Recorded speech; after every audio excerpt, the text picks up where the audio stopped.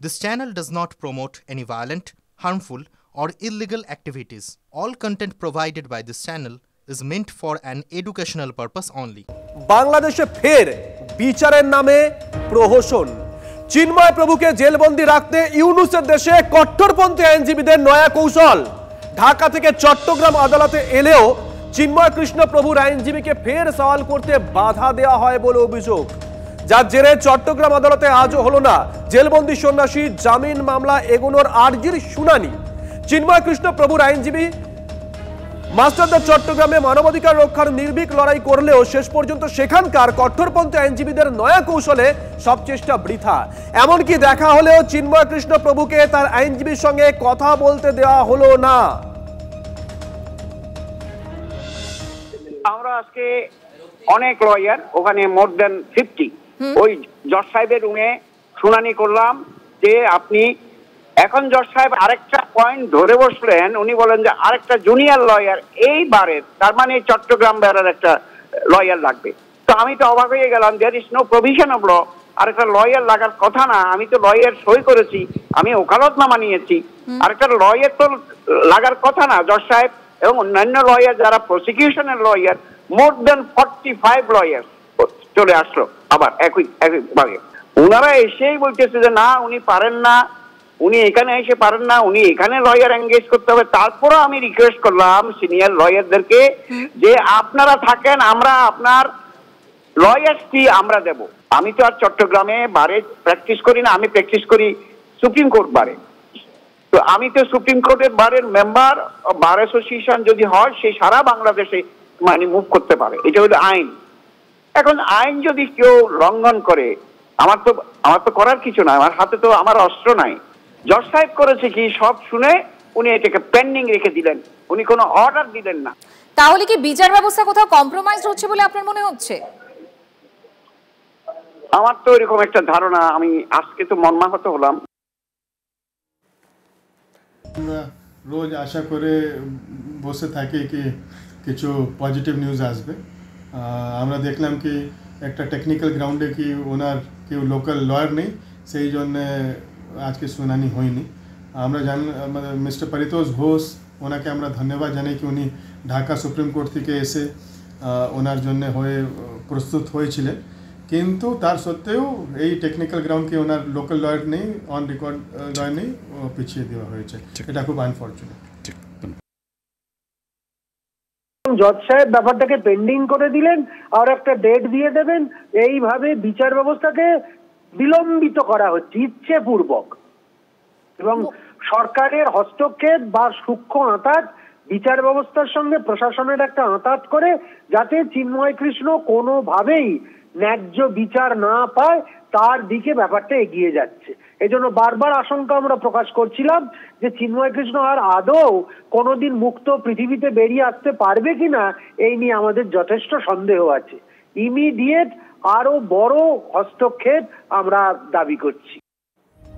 মানে রবীন্দ্রনাথ বাবুর বিপক্ষে যিনি দাঁড়িয়েছেন তিনি কি বলেছেন শোনাবো, ব্যাক টু ব্যাক শোনাবো। যে রাজার সঙ্গে একটু কথা হচ্ছিল, আমাদের এখানকার বিশিষ্ট আইনজীবীরা কি বলছেন বাংলাদেশের আইনের স্ট্রাকচার নিয়ে, অনির্বাণ গুহ ঠাকুরা তো তার সঙ্গে আমরা কথা বলেছিলাম, তিনি কি বলেছেন সেটাও শোনাবো। বিজ্ঞ আদালত ওনাকে অনেক সুযোগ দিয়েছেন মামলা শুনানি করার জন্য।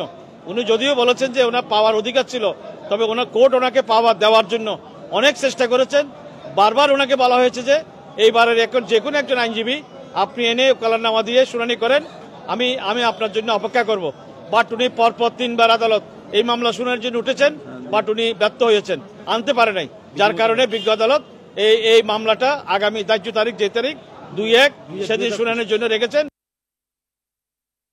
অত্যন্ত অযৌক্তিক একটা কারণ দেখানো হয়েছে। আমি জানি না কার মাথা হচ্ছে বেরিয়েছে, বাংলাদেশের কোন মস্তিষ্ক থেকে বেরিয়ে এত মানে চিন্তা ভাবনা।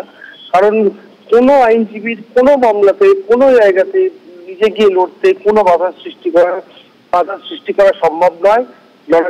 কোনোভাবেই এরকম কোনো আইন নেই। একমাত্র সুপ্রিম কোর্টে সেখানে একজন AOR অর্থাৎ অ্যাডভোকেট অন রেকর্ড থেকে দেওয়া হয়, যিনি সুপ্রিম কোর্টের নথিভুক্ত করেন। AOR কি পরীক্ষা দিয়ে হয় এবং সেই পরীক্ষা সুপ্রিম কোর্টে কন্ডাক্ট করেন এবং তারপরে সেই AOR নিতে হয়। কিন্তু AOR অর্থাৎ অ্যাডভোকেট অন রেকর্ড এছাড়া কোথাও এরকম কোনো নিয়ম নেই এবং নিয়ম থাকার কথা নয়। আমি আমার দৃঢ় বিশ্বাস বাংলাদেশে এরকম কোনো আইন নেই। বেশ কয়েকটা পলিটিক্যাল রিঅ্যাকশন আমরা পেয়েছি, শোনাই। আইন ব্যবস্থাই চায় না, আইনের যারা ধারক বাহক তারা যদি কোর্টে দাঁড়িয়ে তারা যদি উকিলরা মিলে যদি জজ সাহেবের সামনে পুলিশের সামনে আরেকজন উকিলকে মারে, সেই উকিলের অপরাধ হচ্ছে সে একমাত্র এমন একজনের হয়েছে সওয়াল করছে যাকে তাদের পছন্দ নয়, তার জন্য যদি তাকে মারা হয় তার থেকে আর কি নিকৃষ্ট কাজ কি হতে পারে। আর এবার পরপর কয়েকটা ছবি দেখাই। বাংলাদেশে হিন্দুদের নির্যাতনের প্রতিবাদ। রানাঘাট উত্তর পূর্বের বিজেপি বিধায়ক অসীম বিশ্বাসের নেতৃত্বে ধানতলায় সনাতনীদের প্রতিবাদ মিছিল, যে ছবি আমরা দেখাচ্ছি। অবিলম্বে চিন্ময় প্রভুকে মুক্তির দাবি তোলা হয়েছে এই মিছিল থেকে। ছবিটা একবার দেখুন, রানাঘাটের ছবি আমরা দেখাচ্ছি।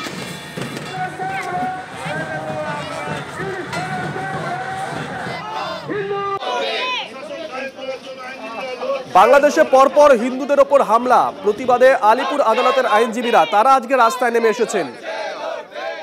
আমরা এই মুহূর্তে আলিপুর আদালত চত্বরের ছবি দেখাচ্ছি আপনাদের।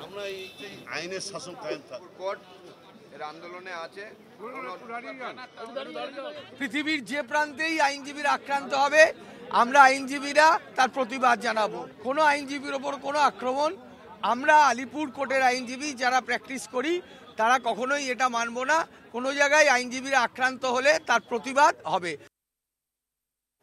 সংখ্যালঘুদের ওপর হামলা নিপীড়নের পাশাপাশি এবার প্রকাশ্যে ধর্মান্তরণের বিভীষিকা। বাংলাদেশে চাপ দিয়ে সংখ্যালঘুদের ধর্মান্তরণের অভিযোগ। সংখ্যালঘু হিন্দুদের একাংশের দাবি, অন্তর্বর্তী সরকার ক্ষমতা আসার পর বাড়ছে ধর্মান্তরণ। TV9 বাংলার হাতে এক্সক্লুসিভ ছবি নথি। রীতিমতন আদালতে বিচারকের সামনে হলফনামা দিয়ে হিন্দুদের ধর্ম বদলের অভিযোগ। মৌলবাদীদের চাপে পরিবার ও জীবন বাঁচাতে বাধ্য হয়ে ধর্মান্তরণে রাজি হচ্ছেন অনেকে। অভিযোগ বাংলাদেশের সংখ্যালঘুদের একাংশের। ধর্ম বদল করতে রাজি না হয়ে মহিলার প্রতিবাদ। বান্দরবন, পাটুয়াখালী, বগুড়ার ঘটনা TV9 বাংলার হাতে।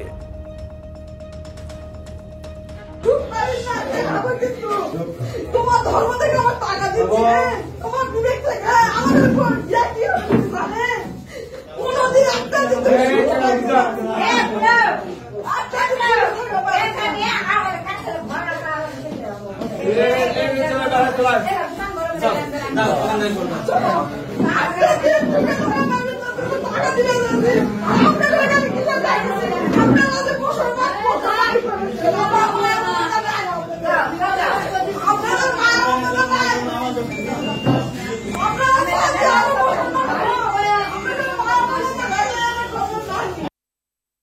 এমন করুণ পরিস্থিতি যে জোর করে সংখ্যালঘু হিন্দুদেরকে ধর্মান্তরিত হতে বাধ্য করা হচ্ছে, তাদের প্রাণের এমন হুমকি দেওয়া হচ্ছে, সেখানকার আমাদের মা বোনেদের ইজ্জত নিয়ে এমন আতঙ্ক সৃষ্টি করা হচ্ছে, অগ্নিসংযোগ, ধর্ষণ, খুন, তারা প্রাণ বাঁচানোর দায়ে প্রতি মুহূর্তে ধর্মান্তরিত হয়ে যাচ্ছে। কোর্টে গিয়ে শয়ে শয়ে হিন্দু ধর্মান্তরিত হবার জন্য আহ্বান জানাচ্ছে। এদিকে লাভ জিহাদের ফাঁদে ফেলে বাংলাদেশে ধর্মান্তরণ। চাঞ্চল্যকর অভিযোগ সচেতন সনাতনী নাগরিক সমাজের মুখপাত্র। তার দাবি, গত 1 বছরে বাংলাদেশে 2000-এর বেশি এমন ঘটনা ঘটেছে। লাভ জিহাদের ফাঁদে পড়ে এই কাজগুলো করা হচ্ছে। তাদেরকে ধর্মান্তরিত করার জন্য একটা হিন্দু মেয়ের সাথে একটা সম্পর্কে জড়ালো, তারপর তাকে বিয়ে করলো, 6 মাস পরে ডিভোর্স দিয়ে দিল।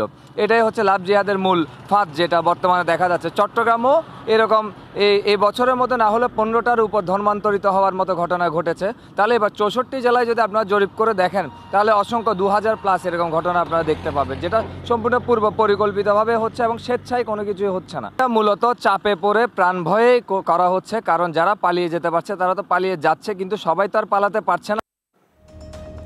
বুঝতে পারছেন কতটা ভয়ঙ্কর অভিযোগ? বেশ কয়েকটা রাজনৈতিক প্রতিক্রিয়া আমরা পেয়েছি। কে কি বলেছেন পরপর শোনাই। অভিযোগ সামনে আসবে কি? এদের নিত্য নৈমিত্তিক ঘটনা ফেসবুকে, সোশ্যাল মিডিয়ায় সবসময় দেখতে পাবেন। ধর্মান্তকরণ করবে, বাড়ির 2জন মেয়ে থাকলে হিন্দুর বাড়িতে একটা মেয়ে ওদের সঙ্গে বিয়ে দিতে হবে। এ তো খোলা স্লোগান।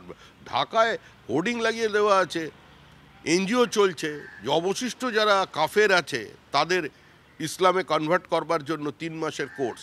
অত্যাচার হিন্দুদের ওপরে চলেছে, হিন্দুর সংখ্যা কমা দেখি সেটা বোঝা যাচ্ছে। বহু অভিযোগ আসে, ঠিক ভুল সেটা যাচাই করা হয়, যাচাই করা জরুরিও বটে। জবরদস্তি ধর্মান্তকরণের প্রক্রিয়া রাজনৈতিক চাপে অথবা প্রশাসনিক চাপে এটা কখনোই গ্রহণযোগ্য হতে পারে না।